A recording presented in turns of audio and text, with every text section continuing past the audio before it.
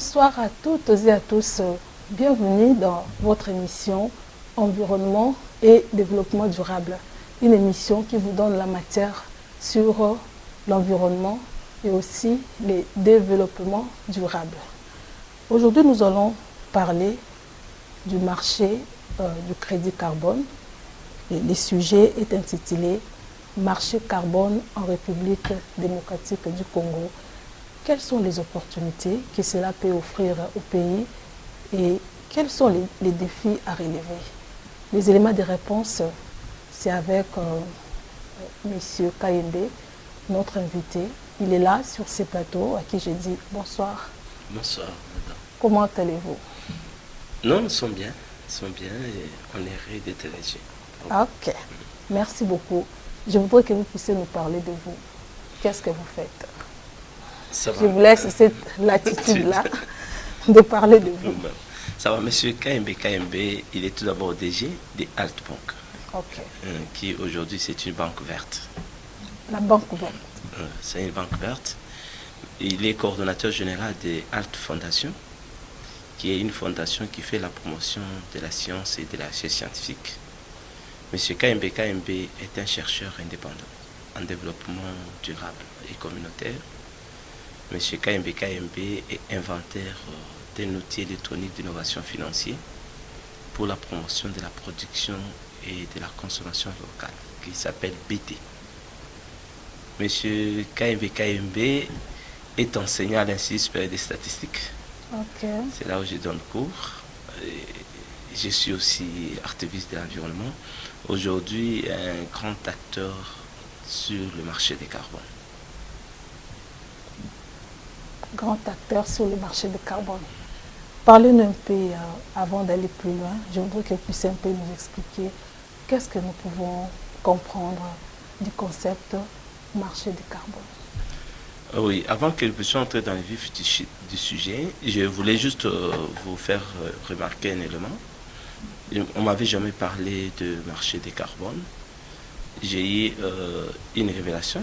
Je m'identifie aujourd'hui à Némi. Vous savez que Némi était à la fois un politicien, il était un homme d'affaires, il était un serviteur de Dieu, il était un scientifique. Je suis en train de réunir un peu tous ces éléments-là et je m'identifie à lui. En fait, j'ai eu une vision en 2008. C'était un peu extraordinaire. Je suis croyant du message du temps de la fin. Les deux tours jumelles qui ont été écroulées aux États-Unis, Frère Branham l'a prophétisé vers les années 50. Il dit que je vois les deux tours en train de s'effondrer. Et vous avez vu que ça s'est effondré. Et Frère Branham avait vu ça depuis les années 50. Moi, je vois en 2008 cette vision en double. Les deux tours jumelles qui s'effondrent aux États-Unis et qui germent au Congo. Je n'avais pas eu sommeil presque 3 jours. Je sursaute sur les lignes et on écrit « c'est la fin ».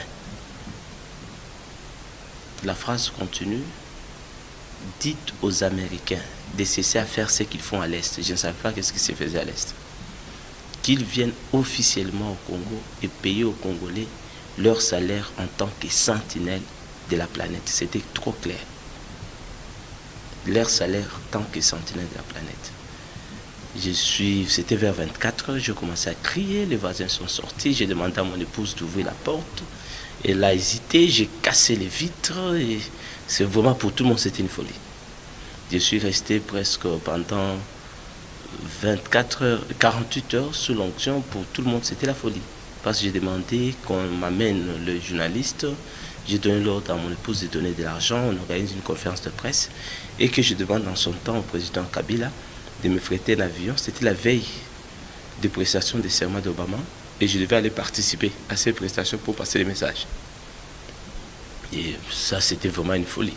Et les messages aussi étaient passés. Vous avez eu quand même à transmettre, communiquer cette vision. Je communiquais aux gens qui sont autour de moi parce que personne n'avait le courage d'aller prendre les journalistes. Ils ont commencé à me gérer. Pour tout le monde, c'était une folie. Et j'étais tellement déçu. Ce qui m'avait étonné que quand on a amené le médecin qui est venu devant moi, il m'a posé la question « Tu as quel âge ?» Je dis « 30 ans ». Et la voix me dit, sais-tu ce qui s'est passé à l'époque de la Bible pour les prophètes et pour les rois à l'âge de 30 ans? Et quand les gens commençaient, ça commençait à m'énerver parce qu'ils n'amenaient pas les journalistes pour que je passe le message. La voix m'a dit que tais-toi. Plus tu te fâches, ils vont confirmer ce qu'ils disent, que tu es fou. Donc, en fin de compte, si on peut conclure que vous n'avez pas eu à transmettre le message en mais question. Sauf aux gens qui étaient là. Sauf aux gens qui étaient là. Maintenant, j'étais déçu. J'ai fait presque une année où je ne parlais à personne. Toute l'année 2009. En 2010, pour moi, j'étais horrible. Il fallait que j'aille faire mon 3e cycle en Afrique du Sud. C'est comme ça que vers 2010, j'étais déjà partenaire aux eaux de Lubumbashi. J'ai travaillé aux eaux dans le domaine de l'environnement. C'est comme ça qu'un jeune homme m'a cherché un bureau. Je l'ai retourné. Je me suis retrouvé reprenant les activités d'environnement. Et c'est de là que je croise le concept sur le crédit carbone. Je retenais quelque chose, quand vous étiez en train de parler de votre vision, vous avez dit qu'on vous a parlé que le Congo, sentinelle de la planète. Comment vous pouvez expliquer cela? C'est là où laissez-moi, sinon pas, parce que je ne connaissais pas, je ne comprenais rien de la vision. Je voulais que nous puissions avancer, comment j'ai capté les concepts, comment on a travaillé, comment nous sommes arrivés à comprendre tous ces concepts. Parce que c'est une vision, je ne pouvais pas l'expliquer. C'était un peu compliqué, je ne pouvais pas comprendre sentinelle de la planète, c'est quoi. Salaire en tant que sentinelle de la planète, c'est quoi. Quand je croisais les concepts sur le crédit carbone, quelque chose m'a dit que c'est ça les salaires qu'on doit payer aux Congolais. Les salaires qu'on doit payer aux Congolais en tant que sentinelle de la planète. D'accord. Expliquez-nous un peu le crédit carbone. Je crois que vous avez la vision, vous maîtrisez très bien les concepts. Qu'est-ce que nous pouvons comprendre du crédit carbone? Oui, le crédit carbone, en fait, si vous devez bien le comprendre, aujourd'hui, le monde est divisé en 2 blocs. Il y a moi j'appelle les générateurs de CO2 ou des gaz à effet de serre, qui sont les industries, le véhicule, le ménage. Je peux dire par exemple ce qu'on appelle le pays pollueurs, qui sont aujourd'hui, c'est les G20. Les pays riches. C'est les G20 qui ont plus de 80% de la responsabilité de la destruction de la planète. Et de l'autre côté, nous avons le pays, donc les générateurs de O2, de l'oxygène, qui sont des forêts. Donc aujourd'hui, nous avons 3 bassins. Il y a le bassin du Congo, l'Amazonie et l'Indonésie. Donc en fait, c'est comme maintenant, qu'est-ce qui s'est passé? Normalement, pour qu'il y a des conséquences avec l'industrialisation, avec le véhicule, qui nous amène aujourd'hui dans la question du réchauffement climatique, avec toutes ces conséquences. Il y en a beaucoup. Maintenant, la question était de savoir que devons-nous faire? Devons-nous demander des usines de fermer? Devons-nous demander aux gens de ne pas utiliser les véhicules? Devons-nous demander aux ménages de manger les aliments crus sans les préparer? Et le consensus qui a été trouvé, c'était de dire il faut demander aux gens qui ont des forêts de ne pas les couper. Parce que c'est les forêts qui séquestrent tout ce qu'il y a comme gaz à effet de serre. Maintenant, ok, ces personnes, ces ménages, ces pays vivent aux dépens de leurs forêts. Ces communautés vivent aux dépens de leurs forêts. En leur demandant de ne pas couper, que vont-ils gagner? C'est comme ça qu'ils ont créé ce qu'on appelle le marché de carbone. Pour dire que ceux qui polluent mettent de l'argent dans un panier pour payer aux gens qui ont la forêt. Et ça devait se faire de manière automatique. Mais le régulateur du marché, comme toujours, ils ont mis de la malignité en disant que non, nous ne pouvons pas payer, vous devez payer de manière automatique. Congo, vous avez la forêt, voilà votre argent. Mais ils disent non, nous ne vous payons pas comme ça. La forêt ou les forêts que vous avez, ce n'est pas vous qui les avez plantées, c'est les forêts de Dieu. Les Congolais ont répliqué non. C'est naturel, hein? Oui. C'est sorti comme ça. Non, mais vous n'avez fourni aucun effort pour les avoir. Non, c'est pas vrai. Eux aussi avaient des forêts. Leurs ancêtres ont détruit ces forêts. Mais nos ancêtres à nous avaient toutes les notions de gestion durable de la forêt. C'est comme ça que nos forêts existent. Nous avions toutes les notions possibles. Et nos ancêtres ont conservé les forêts. C'est comme ça qu'il est aussi impliqué. Oui, vos ancêtres ont conservé les forêts, mais vous, qu'est-ce que vous en faites? Vous détruisez ces forêts. Si vous voulez que nous puissions vous payer, vous devez fournir les efforts inverses. Vos forêts avec cette taille sont en train de régresser. Faites l'opération inverse pour reconstituer vos forêts et nous vous payons l'intégrale, la différenciation. C'est ce qu'on appelle le crédit carbone. Donc c'est cela que nous devons vous payer. Et vous devez maintenant savoir, ok, quel est le baseline? Nos forêts ont quelle taille aujourd'hui? Et en fournissant des efforts, nous avons atteint quel niveau? Et ces niveaux là-bas, c'est ce qu'on appelle le crédit carbone et que vous devez vendre. Vous voyez maintenant qu'il y a les études qui doivent intervenir, qui coûtent beaucoup d'argent. Il y a le deuxième point, il y a maintenant ce que nous appelons l'investissement, parce que pour redresser la forêt, il y a de l'investissement, et tout ça, ça demande de l'argent, ça demande des cash. Par conséquent, le propriétaire, le sentinelle de la planète sont maintenant sacrifiés. Le même pollueur qui ont des moyens doivent maintenant venir investir dans nos forêts et s'auto-payer. D'accord. Monsieur Kaimbe, je crois qu'il y a beaucoup à dire là-dessus. Est-ce que les marchés carbone ici en République démocratique du Congo existent? J'ai dit oui.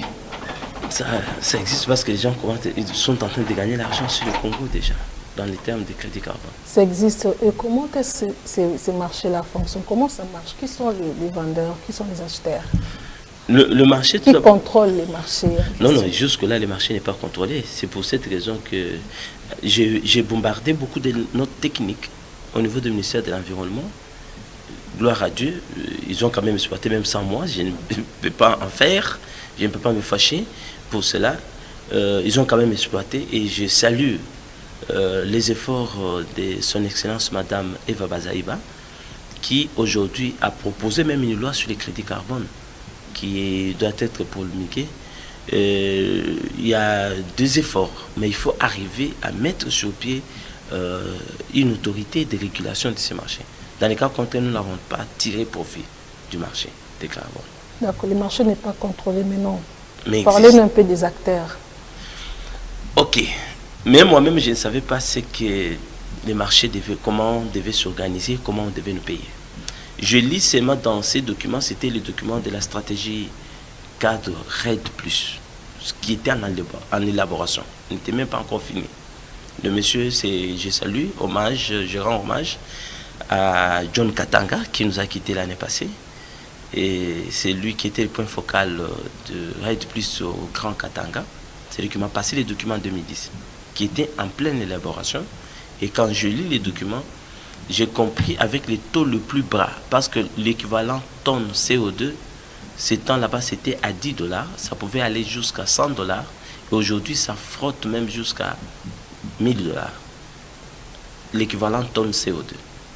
Maintenant, nous, dans notre rapport pour notre forêt équatoriale, nous avions au moins 10 milliards de tonnes équivalent CO2. Donc, et quand j'ai pris le plus bas, je ne me suis pas préoccupé à $100, je ne suis pas parlé à $1000, j'ai pris les $10. En multipliant par 10 millions de tonnes, j'ai trouvé 100 milliards de dollars en 2010 qui devaient être payés aux Congolais. Au moment où nous avions un budget de 2,6 milliards. Je me suis dit, mais ça m'a donné encore beaucoup d'énergie. Je me suis dit, alors les Congolais doivent travailler vraiment en tant que sentinelles. Comme il y a des conditions, moi je vais faire un effort pour éveiller la conscience des Congolais sur la forêt et nous devons faire un lobbying pour réclamer cet argent. Comment ça devait se payer, je ne savais pas. Mais comment je devais le faire, je me suis dit, alors j'ai commencé la production des foyers améliorés. C'est moi qui ai donné le nom d'Mbaboula économique. Quand on parle d'Mbaboula économique, c'est moi qui ai donné ce nom. Okay. Je me suis dit, alors je lance la position d'Mbaboula sans financement. J'ai monté des stratégies et j'ai commencé la position des foyers améliorés. Je vais influencer tout le monde. Et en utilisant les foyers améliorés, je me suis dit qu'au lieu d'utiliser des arbres avec les foyers, il y a un arbre qui est sauvegardé. Mais je ne sais pas ça se trouve où, mais ça se trouve quand même quelque part. J'ai lancé la notion de la forêt virtuelle. Donc une forêt numérique qu'on va commencer à suivre à partir de mon ordinateur au fur et à mesure que je donne des foyers. Et avec ça, je vais réclamer. Je vais créer un lobbying. C'est comme ça que, en lançant, je vis en 2012 les gens des GIZ faire les études sur terrain. Ils m'ont appelé, ils m'ont posé des questions sur la carbonisation. Et qu'est-ce que j'ai compris? La GIZ a voulu juste nous accuser que nous sommes inconscients de notre responsabilité et que nous ne sommes pas dignes de gérer la forêt et que ce soit d'autres personnes qui doivent venir gérer la forêt à notre place. Par ricochet, capter les crédits carbone. J'ai rencontré les gens d'Adam Smith International qui sont venus dans le même ordre d'idées et qui ont travaillé pour que les crédits carbone soient captés par d'autres. Et quand ils sont venus, c'est à ce moment-là qu'ils ont commencé à mettre l'accent sur les foyers améliorés. Et c'est autour des foyers améliorés que c'est payé les crédits carbone et je ne savais pas. Quand je suis allé au Ghana, c'est là où j'ai eu maintenant toutes les informations. Que les crédits carbone étaient payés sur base des foyers améliorés, par commencer parce qu'en fait, pour travailler sur la forêt, on commence, premier pas, c'est l'atténuation. On réduit la pression sur la forêt. Et on s'est atténué avec les foyers améliorés, on s'est atténué. Et les foyers améliorés, c'est plus simple. Deuxième niveau, c'est l'adaptation. Vous n'avez plus de forêt, vous devez utiliser les déchets, vous devez valoriser les déchets comme combustible. Vous êtes dans l'adaptation. Le troisième niveau, c'est la réparation. C'est ça les reboisements. Les reboisements prennent beaucoup de temps. Il faut demander la conscience. Comment les gens vont travailler pendant autant d'années pour être payés? Ça serait bizarre. Comment amener les gens à laisser les macala tant qu'il y en a pour utiliser les déchets à la place? Ce n'est pas facile. Mais ce qui était beaucoup plus simple, c'était la diffusion des foyers améliorés. Oui, la diffusion des foyers améliorés, c'est un investissement, non? Si, c'est pourquoi je vous ai dit. C'est ça. Ça demande beaucoup d'argent. Et c'est en investissant avec les foyers améliorés, les foyers améliorés produisent environ 9,98 tonnes équivalent COD. Donc quand vous multipliez par $10, ça fait plus ou moins $97 qui doit être payé par année pendant 5 ans. Oui, jusque-là, vous n'avez pas encore répondu à ma préoccupation. Je voudrais savoir, dans ces marchés, qui sont les acteurs? Auprès de qui vendre? Oui, je vous ai dit, je donne par exemple les cas. Oui, je voudrais un peu que vous puissiez expliquer pour ceux-là qui nous suivent. Qui nous suivent, ça va. Je vais vous expliquer. C'est là où, quand j'arrive, j'ai compris maintenant les contours du marché. Le marché du carbone a évolué à 3 niveaux. Donc nous sommes déjà au 3e niveau. Premier niveau, c'était un marché volontaire où on demandait aux industriels qui devaient réduire leurs émissions, changer leur technologie. Okay. Si vous n'êtes pas en mesure de changer la technologie, payez les gens qui font les efforts pour réduire la pression sur la forêt. Donc la compensation. La compensation, c'est ça la compensation. Et ces marchés là-bas, c'était volontaire, ce n'était pas obligatoire. Chacun, les marchés, les gens commençaient à s'acheter. Donc les grands acheteurs, tout d'abord des crédits carbone, c'est les industriels. Aujourd'hui, il y a maintenant ce qu'on appelle les produits verts, les produits qui ne sont pas verts. Quand ton produit est vert et payé plus cher sur le marché boursier, quand vous n'avez pas justifié vos actions sur l'environnement, vos pays et votre produit est traité comme un produit décent, un produit qui détruit l'environnement, il est moins payé. Donc déjà, c'est une contrainte qui amène les gens à s'investir dans ce marché. Donc ce sont des industriels qui achètent. Il y a aujourd'hui des commissionnaires qui travaillent dans ce domaine, qui détectent, qui font les foyers améliorés, qui produisent les gaz, qui font ceci. Et ces gens là-bas, on quantifie les crédits carbone et ils vendent. Qui sont ces commissionnaires? Où les trouver? Comment faire si quelqu'un veut investir dans ces marchés? Oui, la première des choses, je donne par exemple, comment faire pour arriver à investir et gagner dans les crédits carbone? C'est vrai qu'il y a beaucoup de choses, mais je prends l'élément qui est simple. Il faut produire beaucoup de foyers améliorés. Il faut distribuer beaucoup de foyers améliorés. Et il faut tracer beaucoup de foyers améliorés. Tracer, cela veut dire quoi? Qui a pris les foyers améliorés? Il se trouve où? Quel est son numéro de téléphone? Et quand vous avez cette banque de données, vous avez la possibilité. Vous produisez, vous distribuez gratuitement ou bien moi? Vous devez vendre. Vous vendez, ok. Vous devez produire. Parce que c'est un modèle, aujourd'hui, on prend l'approche marché. Donc vous produisez, vous vendez. Donc moi j'appelle, c'est ça de l'entrepreneuriat vert. Okay. Vous vendez, vous gagnez de l'argent. Maintenant, en dehors d'avoir vendu, vous gagnez aussi les crédits carbone si tes produits ont été tracés. Comment vous allez maintenant gagner les crédits carbone? Oui. Vous allez gagner comment? Parce qu'en fait, votre produit doit être certifié, le produit doit être, on doit avoir le baseline, on dit voilà ton produit réduit en telle quantité les gaz à effet de serre. Les produits doivent être testés. Testés et certifiés. Ok. Et dès que le produit est testé et certifié, vous commencez à les diffuser tout en gardant votre base de données. Il y a les acheteurs. Il y a les acheteurs sur le plan international. J'ai eu le Malien qui était prêt à nous accompagner parce que jusque-là, notre pays n'était pas encore vraiment en voie pour aller vers les crédits carbone. Mais il y avait déjà le marché noir qui se faisait déjà ici chez nous. Maintenant, on peut dire que le pays déjà est en voie. Oui, le pays est en voie parce que je vous informe déjà que j'ai été étonné. Equity Bank a été certifié banque pour payer les crédits carbone. Donc les acheteurs passent par Equity aujourd'hui. Okay. Et avec un taux très alléchant. Parce que jusque-là, nous sommes en train de nous battre. On nous parlait de l'équivalent tonne à $5, à moins de $10. Et moi, j'étais sur un partenaire qui devait acheter à $10. Qui fixe le prix?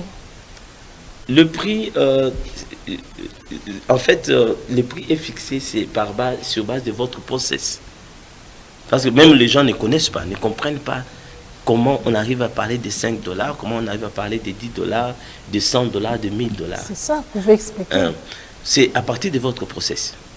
Commençant par comment tu as eu les matières premières, comment on les a transformées, comment vous avez vendu. Et votre produit lui-même, à quelle capacité? Combien des acteurs travaillent autour de votre produit? Ça augmente les crédits carbone. Donc, ça détermine aussi le prix ou la valeur. La valeur du crédit carbone. Non, c'est pas, vous ne vous levez pas ce même matin, non, voilà, je vais gagner le crédit carbone. Vous devez comprendre tous ces process et vous devez travailler sur tous les maillons pour arriver à capter plus les crédits carbone. Donc aujourd'hui, Equity est prêt à acheter à $40, $50, l'équivalent tonne COD. Donc imagine-toi que le Mbaboula qui est en train d'être produit ici, dont les gens vendent à $5, à $10, à 1000 francs, à 2000 francs, parce qu'ils veulent manger tout de suite. Un seul Mbaboula peut produire jusqu'à $500 l'an pendant 5 ans. Et je vous informe que déjà, les étrangers sont en train d'inonder le marché et prennent cet argent. Et quelles sont alors les opportunités pour les pays, pour que la RDC puisse aussi en bénéficier en grande quantité? Non, la RDC, c'est l'ayant droit. Moi, je suis en train de parler qu'en fait, ça m'avait étonné l'année passée, quand on préparait la pré-COP, j'entre dans la salle. Tout d'abord, c'était l'avènement de le président Fachi, que je salue. Quand il est entré au pouvoir, à un moment donné, il commence à parler des Kanya-Kanya. Il commence à faire des démarches que non, voilà, j'ai besoin que les Américains viennent officiellement exploiter, au lieu de passer par les contours, tout ce qui se fait à l'Est. Ça commence à tiquer sur la vision que j'avais vue en 2008. Et ce qui m'avait beaucoup plus étonné, c'est quand je suis entré dans la salle lors de la pré-COP, l'excellence Eva Bazaeva passe et dit, nous devons, et les Occidentaux doivent nous payer notre salaire en tant que sentinelle de la planète. Ça m'avait étonné. La même phrase qui a été répétée. Donc en fait, c'est notre droit. Sur le plan divin, sur le plan scientifique, sur le plan politique, le Congolais, les crédits carbone, c'est leur droit. C'est leur droit, mais les Congolais n'arrivent pas à bénéficier de ça. Non, parce que maintenant il faut qu'ils comprennent les règles. Comment arriver à bénéficier de cela? Quelles sont alors les règles? Les règles est celle-ci. La première des choses que les Congolais doivent prendre conscience, que l'arbre congolais, c'est la dernière ficelle qui continue à soutenir la planète. Et que les Congolais doivent prendre soin de cet arbre. Doivent être en mesure de comprendre que nous devons arrêter nos anciennes habitudes d'utilisation de ce que j'appelle les Mbaboula Kachombesha, les démons de la pauvreté, des sûreté de la famille, des destructeurs de l'humanité. Nous devons arrêter à utiliser ces Mbaboula pour utiliser le foyer amélioré, de manière générale. Maintenant, quel foyer amélioré que vous devez utiliser? Si vous utilisez un foyer amélioré étranger, ipso facto, le crédit carbone va chez les étrangers. Ok. Vous devez utiliser un foyer amélioré produit par les Congolais. Et les Congolais ne doivent pas produire des foyers améliorés en désordre. C'est une richesse que nous sommes en train de jeter. Je suis ici à Kinshasa, je vais faire 10 jours, je vais encore revenir. Je suis en train de constituer maintenant une plateforme pour arriver à organiser tous les producteurs de foyers améliorés et commencer à tracer. Parce que aujourd'hui, c'est difficile de rencontrer maintenant ces gens-là, les Congolais là qui fabriquent des foyers améliorés. Ce qu'on nous vend sur le marché, ce sont seulement des foyers améliorés fabriqués par des étrangers. Non, il y a aussi les Congolais. Mais Il y a ceux qui viennent, les étrangers viennent avec leur foyer. Tout d'abord, il y a des choses. Ils inondent le marché. Je vous dis qu'il y a même le pays, il y a les Américains qui ont investi beaucoup d'argent pour inonder le marché. Et je dis que ce travail a commencé il y a longtemps. Je ne sais pas vous donner tous les détails aujourd'hui, mais ils ont besoin de capter les crédits carbone. Comment détecter que ce foyer ici est fabriqué par un Congolais? Il y en a, pas les Congolais. Ceux qui fabriquent pour les Congolais, vous allez voir, il y a les jeunes gens qui marchent avec les foyers. Oui, les fabricants là, dans la rue. Oui. Mais ça n'a pas la capacité calorifique, c'est pas aussi testé. Non, mais c'est à nous de les organiser. Nous sommes là, c'est pour qu'on puisse arriver à organiser. Il y a même les producteurs congolais qui ont des foyers testés, qui aujourd'hui, les étrangers viennent, ils les voient, ils leur disent, voilà, vous produisez les foyers, vous vendez à $20, nous pouvons acheter en grande quantité au lieu de $15, nous vous donnons $12. On vous paye, est-ce que tu es à mesure de nous donner 3000 foyers chaque mois? On vous paye en avance. Si vous dites oui, ils prennent 30 000 foyers et $30 000 fois 3, $90 000, on vous les remet. Et toi, tu produis les foyers, 3 000, tu les remets. Toi, tu vends à $20 et vends ton propre foyer là-bas, mais à $5. Et ils ont besoin juste de données. Ils introduisent dans leur base de données au niveau de leur pays, Ouganda ou Burundi. Ils introduisent ça dans leur base de données et ils sont payés $500 par année pendant 5 ans. Mais toi, tu as gagné, c'est mal les miettes. Et c'est comme ça que nous sommes en train de perdre sur le marché. Donc, il y a du travail, il y a des choses que nous devons faire. J'ai pris la décision de voir comment nous devons vulgariser, nous devons former les compagnies parce qu'ils doivent prendre leur salaire. C'est important. D'accord, vous êtes en train d'expliquer les règles pour que les Congolais puissent bénéficier du marché du crédit carbone. Oui. Vous pouvez continuer avec ces règles. Oui, j'ai dit que la première des choses est qu'ils doivent prendre conscience que l'arbre congolais, c'est la dernière ficelle qui continue à soutenir la planète. Nous devons être conscients. C'est vrai que tout le monde a pris de l'inconscience, ils ont détruit la planète. Par inconscience, par conscience, on ne sait pas. Mais nous avons gardé la planète. Si la planète continue à subsister, c'est grâce à nous. Maintenant, si nous ne prenons pas en conscience, nous continuons à détruire la planète, les autres ne vont pas accepter de mourir. Ils vont venir protéger notre forêt. Et en protégeant notre forêt, c'est à eux qu'on va payer les crédits carbone. Donc ils vont s'auto-payer les crédits carbone. Et voire même nous, j'ai parlé en Égypte, quand nous allons porter les masques à oxygène. C'est les Congolais normalement qui doivent vendre l'oxygène au monde entier. C'est à nous d'imposer à tout le monde de porter les masques et de leur donner des factures. C'est nous la régie d'oxygène. Mais si nous ne les faisons pas, c'est eux qui vont nous faire porter les masques. Et nous allons payer notre propre oxygène, comme nous sommes en train de payer nos coltans dans nos téléphones, comme nous payons les cobaltes, les cuivres, les diamants dans nos véhicules. Au lieu qu'eux nous payent. Et aujourd'hui, avec l'oxygène qui ne demande rien, ça ne demande pas de mettre du sel là-dedans. Il n'y a pas de sucre à mettre dans l'oxygène pour que l'homme consomme. Il n'y a aucune transformation, c'est l'arbre qui produit l'oxygène. Et cet arbre, c'est nous qui l'avons. Et c'est nous qui sommes des gardiens de cet arbre. Et nous produisons l'oxygène, on va nous faire payer pour l'arbre pour lequel nous-mêmes nous sommes en train de protéger. C'est en fait ça. D'accord.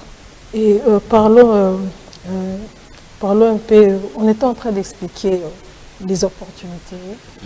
À part l'investissement, à travers le foyer amélioré, il y a d'autres projets qui sont éligibles pour les crédits carbone. Il y en a beaucoup. Aujourd'hui, dans tout ce qu'on fait, on peut gagner les crédits carbone. Dans tout. Il suffit seulement de voir comment tu peux réduire tes émissions dans le process. Je vais vous expliquer une combinaison. Je suis en train d'aller, normalement j'ai raté à aller lancer les projets avec INPP. Je vous en parle parce qu'il y en a beaucoup, il n'y a pas caché. Je suis en train de lancer un projet à Lubumbashi avec l'INPP sur la production des champignons. Nous avions prévu former 100 mamans, mais vu la salle, on commence avec 50 mamans, 50 femmes leaders qui qui vont commencer à produire les champignons. Voilà ce qu'il y a. Donc, quels sont les moteurs de déforestation? Parce que nous avons l'obligation de réduire les émissions liées à la déforestation et à la dégradation des forêts. C'est ça notre responsabilité. Et en réduisant ces émissions, nous gagnons les crédits carbone. Maintenant, quels sont les moteurs de déforestation? Nous avons la carbonisation qui est au top. Nous avons l'agriculture sur brûlis. Nous avons le feu de brousse. Et nous avons le bois d'œuvre, nous avons le mine. Donc, ce sont des mauvaises habitudes que nous devons abandonner. Nous devons réduire. Je dis bien que la carbonisation, c'est qu'on s'est dit comment on peut passer à une carbonisation durable. Ce n'est pas les mauvaises habitudes. Les ancêtres ont utilisé le macala toutes les années, n'avaient jamais décimé la forêt. Donc il y a moyen de faire une production durable. Mais ça contribue au réchauffement climatique. Non. L'agriculture sur brûlis là. Oui, je suis en train d'y aller. Maintenant, l'agriculture sur brûlis, si aujourd'hui j'organise une agriculture durable, je sais tirer un crédit carbone sur l'agriculture. Maintenant, voilà comment j'ai combiné maintenant les projets pour que vous puissiez comprendre comment on peut aussi créer des crédits carbone en dehors. La première des choses que j'ai créé, c'est ce que j'appelle un champ communautaire en banque de temps. On aura le temps d'en parler. J'ai pris un hectare, j'ai divisé en 4. 2 ménages du village et 2 ménages de la ville. Ceux de la ville financent avec les espèces, ceux du village financent avec le travail, avec la main-d'œuvre. Et nous sommes là au milieu, on est en train de les gérer. Maintenant, ceux qui sont au village, nous avons repéré ceux qui détruisent la forêt, ceux qui font le macala. Parce que plus nous donnons les foyers améliorés, moins ils auront des clients et ils seront asphyxiés. Nous les récupérons déjà dans un projet de champs. Et directement, ce n'est plus le foyer amélioré, c'est les champs. Maintenant, autour du champ, les 2 ménages de la ville utilisent les foyers améliorés et achètent aussi un foyer pour ceux qui sont au village, qui n'ont pas les cachets.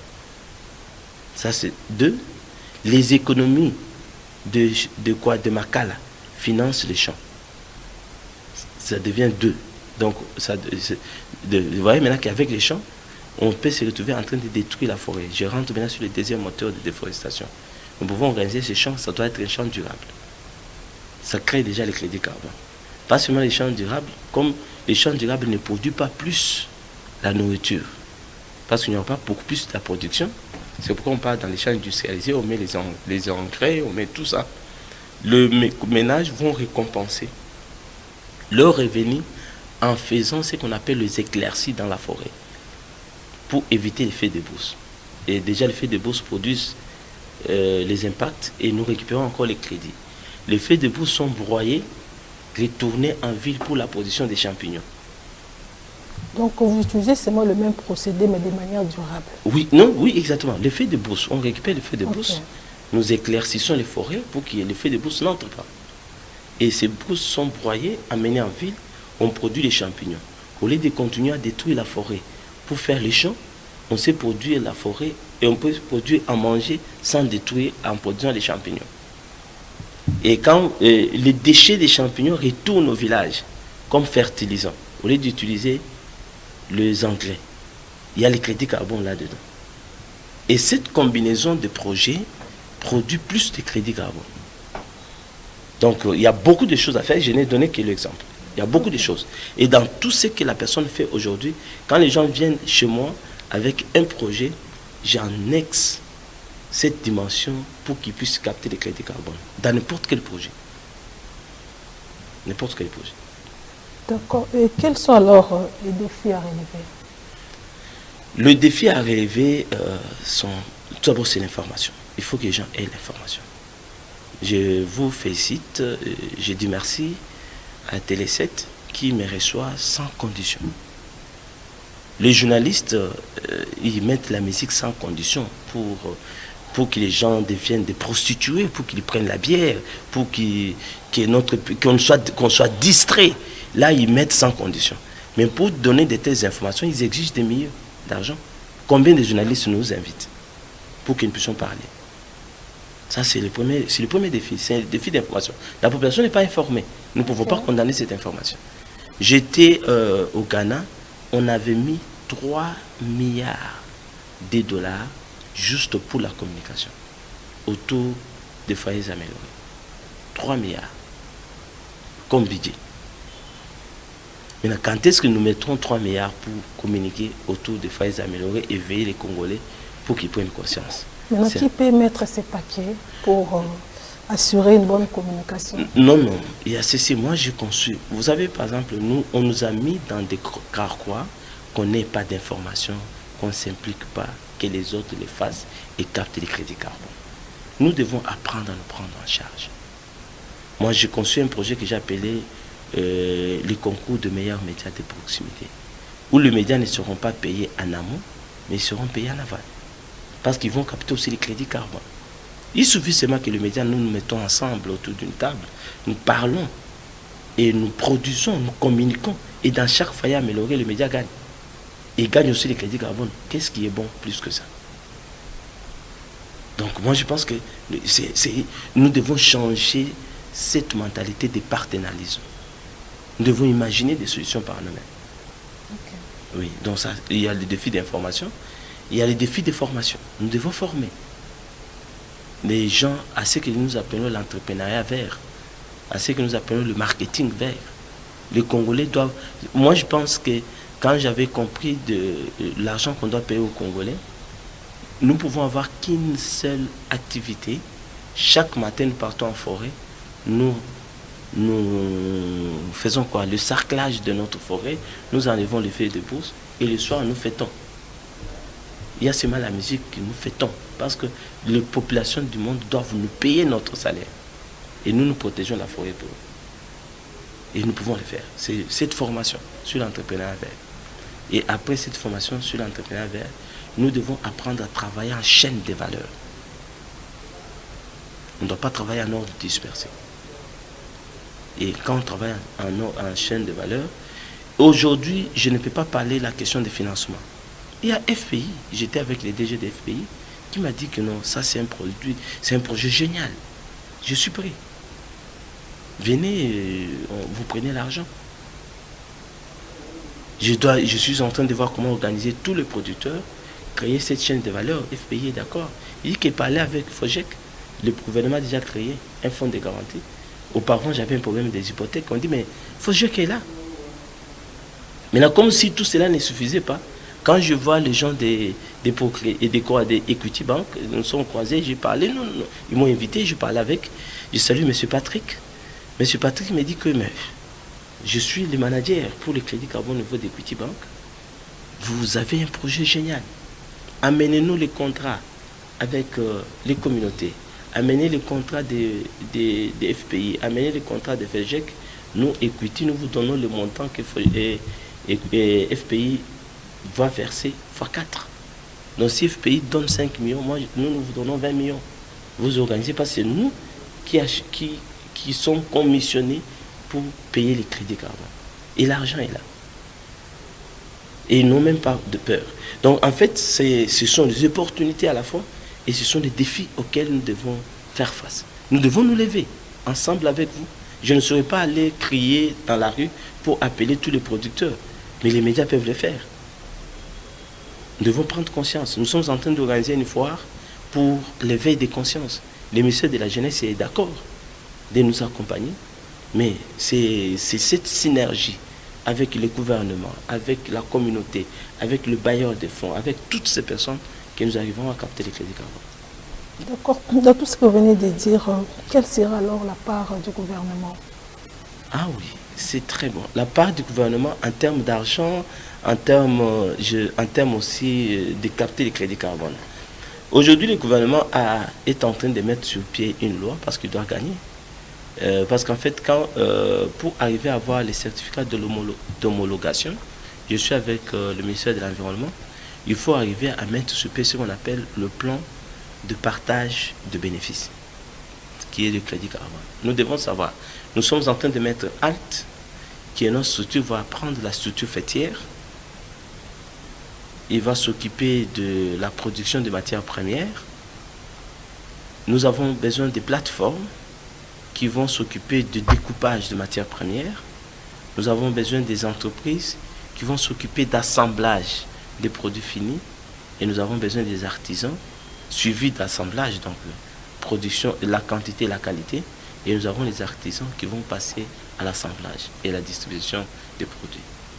Et le projet est exécuté ici à Kinshasa. Donc là, nous avons le gouverneur de la ville de Kinshasa. Est exécuté au niveau du Haut-Katanga. Nous avons le gouverneur du Haut-Katanga. Le projet est exécuté au niveau de l'Oualaba. Nous avons le gouverneur de l'Oualaba. Et c'est le gouverneur doit écrire des lettres qui doivent être adressées au ministère de l'Environnement. Et nous avons simplifié tout ça. Nous sommes en pleine élaboration de la charte sur la gestion du marché des carbone. Et cette charte qui va déterminer le partage des bénéfices à tous les niveaux. Pour savoir qu'est-ce que l'État va avoir, qu'est-ce que le monteur financier, ce qui négocie pour nous le financement et les acheteurs vont avoir, qu'est-ce que l'État aura, qu'est-ce que nous, Altbank, nous aurons, les plateformes auront, les entreprises et l'artisan lui-même qui est en train de produire aura combien. Donc chacun, c'est un marché gagnant-gagnant. Donc l'État va trouver son compte, les artisans, la communauté vont trouver leur compte, les entrepreneurs trouveront leur compte. Et pas ce qui s'est fait actuellement, pas ce qui s'est fait, c'est de l'escroquerie, c'est du vol de notre salaire. C'est ce qui se passe maintenant. Pourriez-vous un peu nous décrire ce qui se passe maintenant? Vous dites que c'est du vol, c'est de l'escroquerie. Comment est-ce que nous sommes escroqués? Nous sommes escroqués, la première des choses. Je vais vous donner l'élément qui est beaucoup plus simple. Qu'est-ce que la communauté internationale organise souvent dans tous les cadres? Voilà, vous devez prendre un financement de 10 milliards. C'est un crédit que vous allez rembourser pendant les générations. Et quand vous amenez ces crédits, est-ce que vous avez telle technologie? Vous n'en avez pas. Ok, nous vous amenons la technologie. Est-ce que vous avez des expertises? Vous n'en avez pas. On vous amène. Et c'est eux qui consomment 9 milliards. Ils nous disent d'apporter, comment je peux dire, d'amener les projets. Mais je suis en train de vous donner, non? Tout l'argent est consommé par la communauté internationale. Et nous avons que des crédits à vendre. Et nous avons tellement des crédits à rembourser sur les générations. Maintenant, au cas maintenant du crédit, nous n'avons pas la technologie, ni l'expertise. Exactement. C'est ça aussi le problème. C'est ce qu'on nous fait croire. Mais ok, ça va. Comme on nous a tellement escroqués, Dieu a dit maintenant que je vous donne maintenant les crédits carbone. Les crédits carbone ne demandent que l'expertise parce que c'est nous qui conservons la forêt. Est-ce qu'ils ont l'expertise pour la conservation de la forêt? Oh non, voilà, maintenant il faut garder, il faut seulement les foyers améliorés. Nous connaissons comment faire les foyers améliorés. Vous protégez, comme vous venez de le dire, nous protégeons nos forêts, mais pas de manière correcte quand même. Non. Ils n'ont pas même un arbre, nous en avons. Nous savons protéger. Je vous dis bien que les principes aujourd'hui qui sont vulgarisés sur le plan international. Aujourd'hui, Pape vient de lancer ce qu'on appelle Laudato Si. C'est pourquoi il porte le nom de François, le François d'Assise.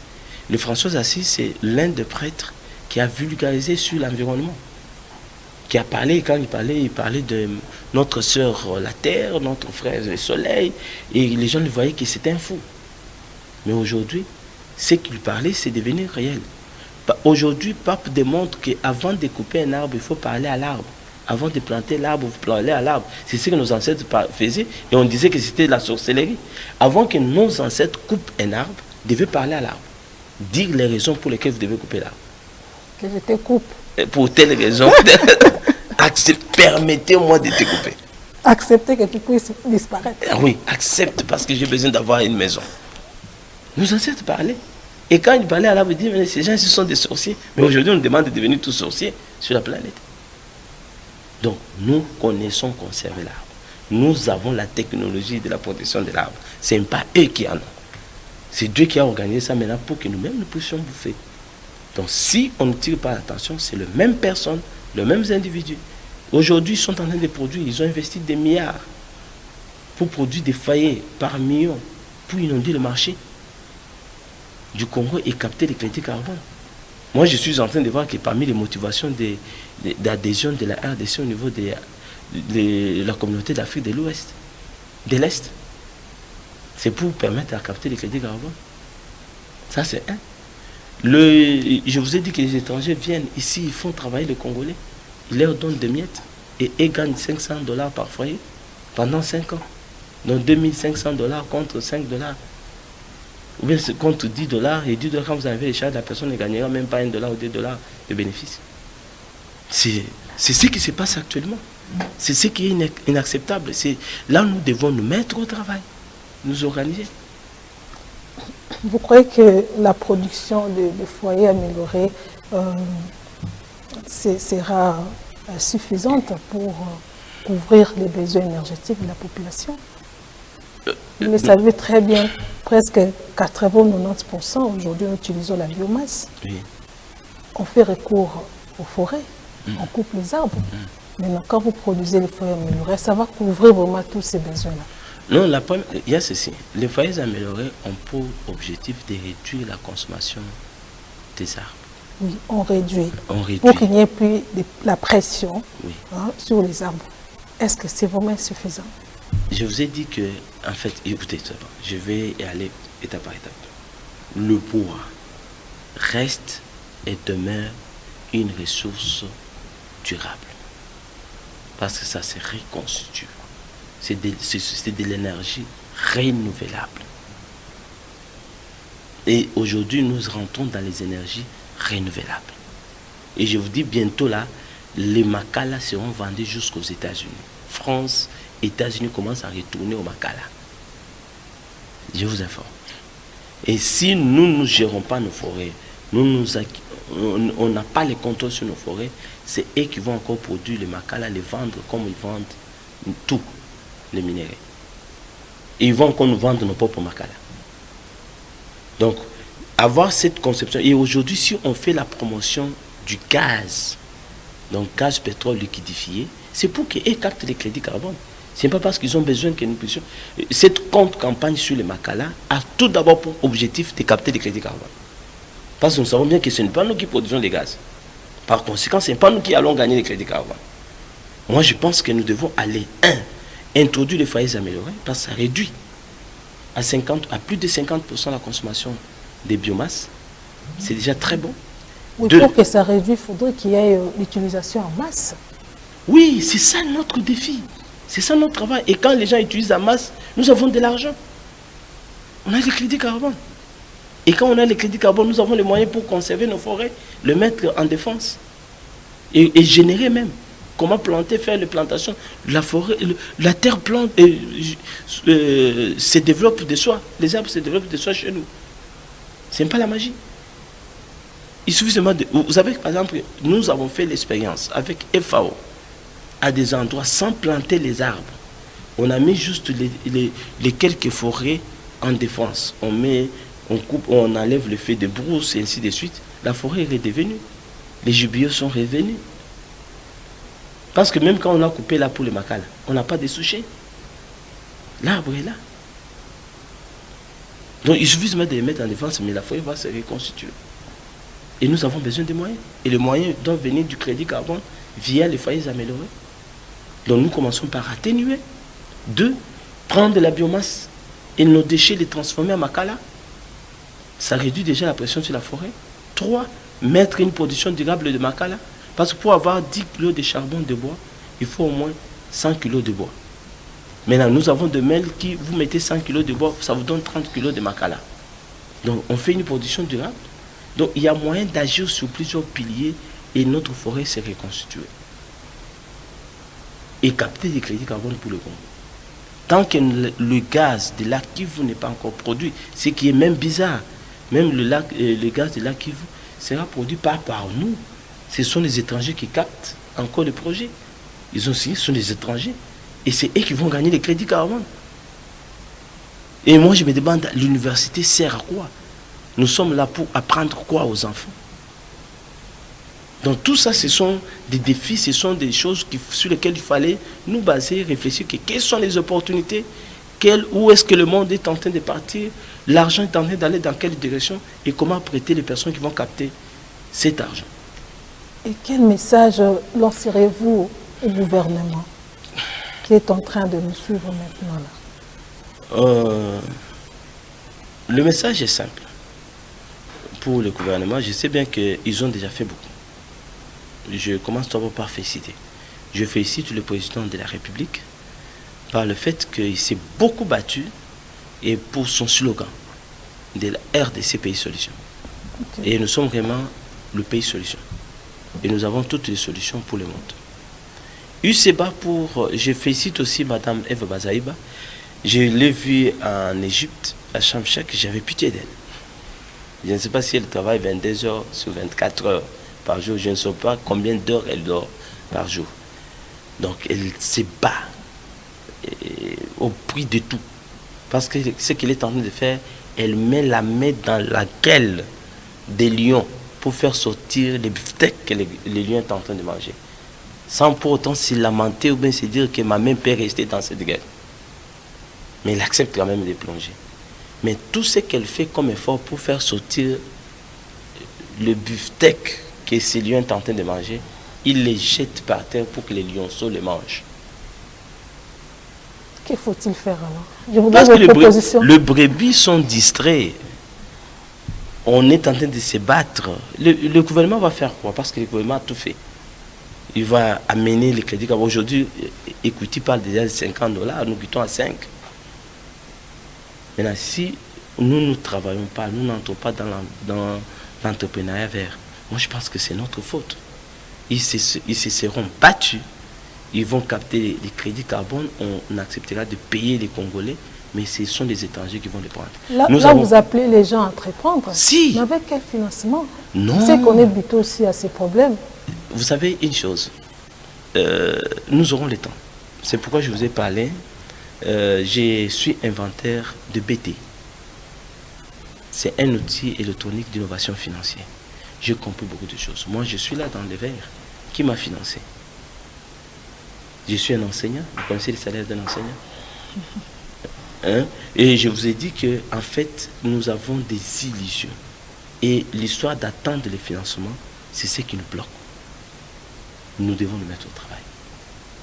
Nous sommes pauvres dans un pays riche. Je l'ai dit, c'est à cause des 3 mensonges occidentaux. L'école, le travail et l'argent. L'argent, ce n'est pas les dollars, ce n'est pas les francs. C'est tout le bien que Dieu nous a donné gratuitement. Et à nous de prendre du courage d'aller les ramasser.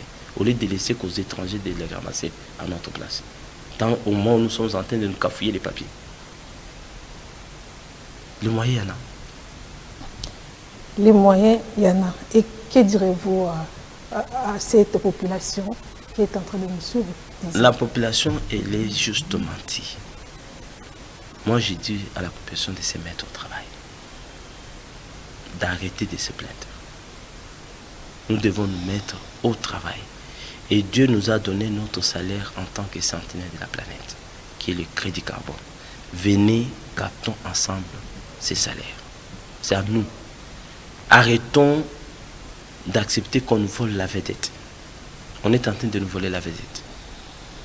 Et nous devons nous mettre au travail, prendre conscience de la gestion de la forêt et capter le crédit carbone. C'est tout ce que moi je peux dire à la population. Merci beaucoup, M. Kaïmbé. Merci. Merci d'avoir répondu à notre invitation. Merci. C'est la première, mais ce ne sera pas la dernière. Merci. Je serai content. Merci beaucoup. Merci. Merci à vous de nous avoir suivis. Nous sommes arrivés à la fin de cette émission. On se retrouve la semaine prochaine pour un nouveau numéro.